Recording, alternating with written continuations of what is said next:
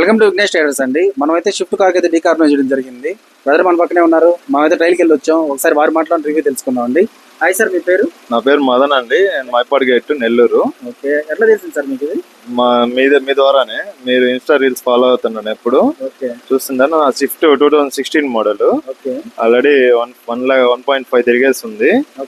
ఈ ఇంజన్ కొంచెం noise pickup కొంచెం ఇదిగా ఉండి మీ రీల్స్ ఫాలో అయ్యి మొత్తం సెర్చ్ చేశాను. మీ రివ్యూస్ కూడా చాలా నచ్చి ఇప్పుడు వచ్చి టెస్ట్ చేశాను.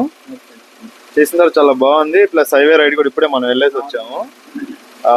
సెకండ్ గేర్ లో పికప్ కానీ స్పీడ్ బ్రేకర్ క్రాస్ చేసిన సెకండ్ గేర్ లో ఈజీ మూవ్ అయిపోతుంది. ఇంత ముందు క్లచ్ మూవ్మెంట్ ద్వారా కొంచెం సఫర్ అయ్యేది ఇంజన్.